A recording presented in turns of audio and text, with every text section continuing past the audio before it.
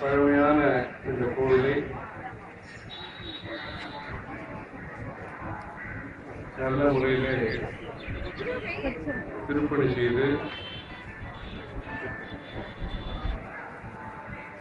விஞ்ஞான உத்திகளை எல்லாம் கையாண்டு பழமையான தொன்மை மாறாமல் எவ்வளவு பாரம்பரியத்தை பாதுகாக்க முடியுமோ அந்த விதத்திலே திருப்பணியை ஊர் மக்கள் அனைவரும் அனைத்து பிரிவு மக்களும் ஒன்று சேர்ந்து அனைத்து சம்பிரதாய மக்களும் ஒன்று சேர்ந்து இந்த திருப்பணியை நல்ல முறையிலே செய்து முடித்திருக்கிறார்கள்.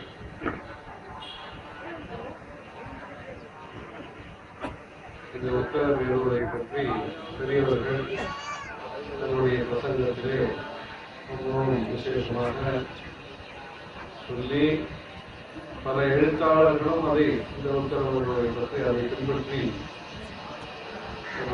போன்றவர்கள் மற்றவர்களும் தமிழ் பத்திரிகைகளை எல்லாம் விரிவாக எழுதியிருக்கிறார்கள். அலகாபாத்திலே பெரியவர்களுடைய அபிப்பிராயப்படி ஒரு விசேஷமான கோவில் கட்டப்பட்டிருக்கிறது. 3 அடுக்கு கோவில், 16 தூண்கள், 16 தூண்களுக்கு மேலே 3 கோவில்கள். காமாட்சி அம்மனுக்கு ஒரு கோவில், பெருமாளுக்கு ஒரு கோவில், சஹஸ்ரலிங்கம் ஒரு கோவில். இந்த 3 கோயில்களுக்கும் மேலே கோபுரம். இப்பொழுது கும்பமேளா என்கிற உற்சவம் விசேஷமாக அங்கு நடைபெற்று வருகிறது. கங்கை, யமுனை, சரஸ்வதி சங்கமம் ஆகிய திரிவேணி சங்கமத்திலே பிரயாகிலே பொங்கலிலிருந்து சங்கராந்தியிலிருந்து ஆரம்பித்து லட்சக்கணக்கான கோடிக்கும் மேற்பட்ட ஜனங்கள் வந்து ஸ்நானம் செய்து புண்ணிய பயனை பெறுகின்ற விசேஷமான உற்சவம் 12 வருஷத்திற்கு ஒரு முறை இந்த கும்பமேளா நடைபெற்றுக் கொண்டிருக்கிறது. அந்த கங்கை, யமுனை, சரஸ்வதி சங்கமத்திலிருந்து கோபுர தரிசனம் செய்வதற்கு வசதியாக பெரியவர்கள் சொன்ன அறிவுரைப்படி ஒரு பிரம்மாண்டமான கோவிலை கட்டியிருக்கிறார்.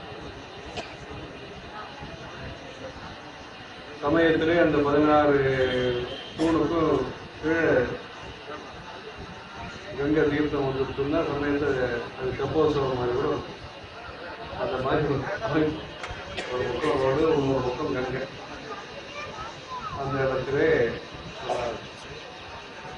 அந்த புதியதான ஒரு கோவிலுக்கு முன்மாதிரியாக இந்த உத்தரவினர் கோவில் இருந்திருக்குமோ என்று தோன்றுகிறேன். இந்த இடத்திலே இருக்கக்கூடிய பெருமாள் கோவில் 4 பெருமாள், 3 பெருமாள், 1 பெருமாள் இந்த மாதிரி மாநிலம் இருக்கிறது. அந்த காஞ்சிபுரத்தை வைகுண்ட பெருமாள் கோவில் தண்ணீர் இருக்கிறது. காமாட்சி அம்மன் கோவிலே நின்றார் 3 பெருமாள், உட்கார்ந்த பெருமாள், இப்படி இருக்கிறது 3 பெருமாள். இப்படி இந்த காஞ்சிபுர பகுதியை சேர்ந்த உத்தரவுடைய ஞாபகத்தை நமக்கெல்லாம் தோற்றுவிக்கும் விதத்திலே கங்கை கரையிலே பெரியவர்கள் புதிதாக கோவிலை கட்டுவிட்டு அந்த கும்பமேளாக போட்டோ பிடிக்கிறவங்க, வீடியோ காமிக்கிறவங்களாம் கூட அந்த மண்டபத்திலேருந்து பிடிக்கிறாங்க. அவ்வளோ உயரத்துலேருந்து எல்லாம் தெரியும் கும்பமேளாவுடைய நிகழ்வுகள். இந்த உத்தரமலையில் ஒரு சில வருஷத்திற்கு முன்பு வந்தபோது தரிசனம் செய்து போனோம்.